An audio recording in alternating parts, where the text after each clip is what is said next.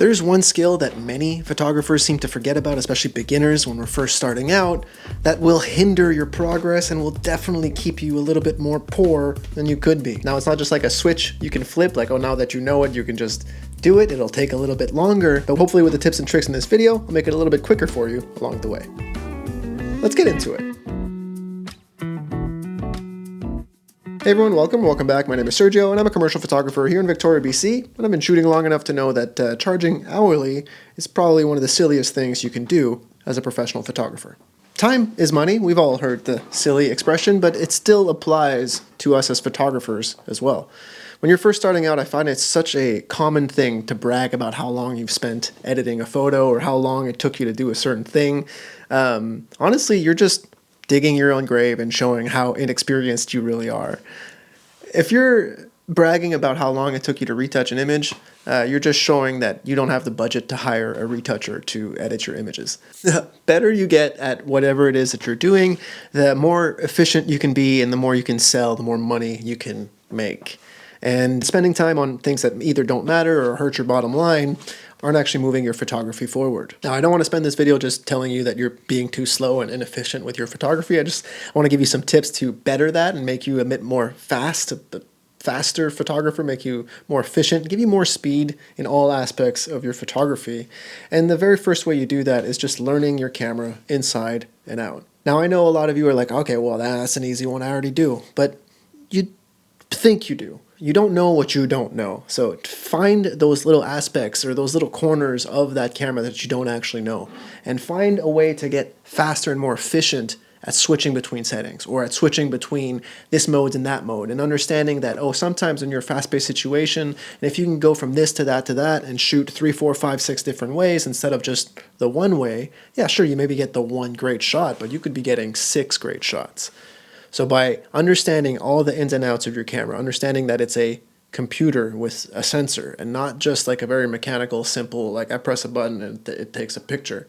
It can do a lot of things, and the more you understand them, the more you can deploy them when when it comes to those stressful situations. Learn it a little bit more. And that same goes with like your lenses and learning your lighting and learning the flashes and learning everything around you, everything in your photography space, because the more you can understand it, the quicker and the less stressed you are on set. I'm often telling you guys to be very second nature with your photography so you can focus on the emotions, you can focus on the storytelling, things like that. By understanding your photography, your cameras, and by nerding out about all those little menu settings and things like that, you'll be a better photographer on set. You'll be able to not think about these kinds of techie things on the side because it's just in the back of your mind, you know it. It's just you breathe it all the time. It's one of those hobbies that will reward you for geeking out about it. Like you can't go wrong spending a little bit longer understanding your camera. Next, along the same lines, I think you should be practicing more and more as much as possible in variable lighting or difficult or challenging conditions. The more you can do that, the better you'll be when comes those situations where you don't want to be shooting. It's too easy to go out and shoot and to go out and do the things you want to do when you feel like doing them. But when you don't feel like shooting, or when it's not nice out, or when it's a ugly sunset, and you still force yourself to go out and shoot, you'll find a way to enjoy it. You'll find a way to create something that is maybe not the greatest if all the stars aligned, but will still be pretty damn good with what you had at your disposal. The more you can do that, the more you can creatively come up with ways to just create something that's pretty cool even when not all the stars align. As photographers, especially people who get paid with photography, we don't have that luxury of just shooting when we feel like it. We have to shoot today, right now, midday sun, who cares? That's what you got to do. So understanding what to do in those situations and just forcing yourself to shoot those things in those situations will make you a lot better and a lot quicker and a lot more, on your feet when comes those situations. The more you put yourself in those situations, the faster you'll be at handling those kinds of conditions.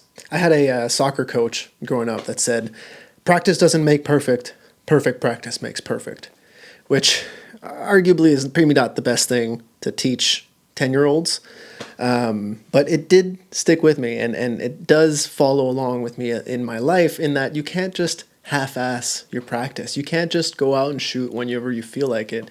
You have to put the effort in. You have to force yourself to create things that you wouldn't otherwise be creating.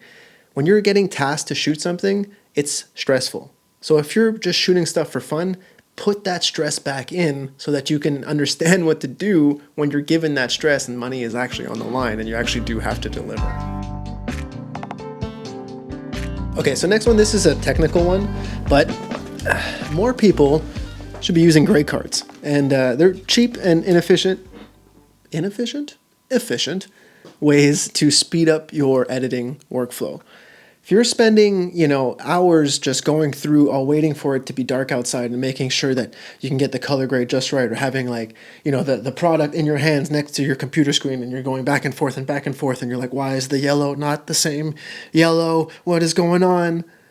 All of those kinds of headaches get taken away by the simple use of a grade card. Understanding how to use it and when to use it is going to just save you hours and hours and hours of time, week after week after week. If you guys want a dedicated how to use a grade card video, maybe I guess I can do one, but I'm sure there's plenty of those kinds of things on YouTube. Really, the most important thing is that no matter when you change your lighting conditions, make sure you take another shot of your grade card.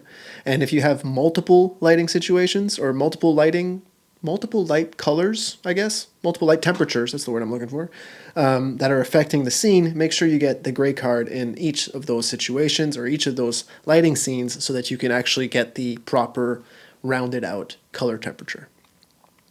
That's maybe a little bit more for architectural and interiors type of photographers, but you get the gist. Working on your speed will make you more money and will impress more of your clients, making sure that you can book them over and over again and just be a business that they want to hire again. If you can over-deliver on your photos, if you can give pictures back quicker than everyone else, if you can give back more pictures because you're that efficient, you're that technically, you have that much technical prowess with your equipment, then you'll be able to jump leaps and bounds around the photographers around you and just create more and more and more, maybe land more and more clients and have a better career because of it. There is no downside to shooting more, and if it makes you a faster and more efficient photographer, that's only going to mean more money in your pockets. Thanks for watching. I hope you enjoyed it. I hope you got something new out of it. If there's a speed trick that you use that I haven't mentioned in this video, please let me know and let the other photographers down in the comments know. Have a little dialogue going. Appreciate you watching, and I'll see you in a couple days. Later.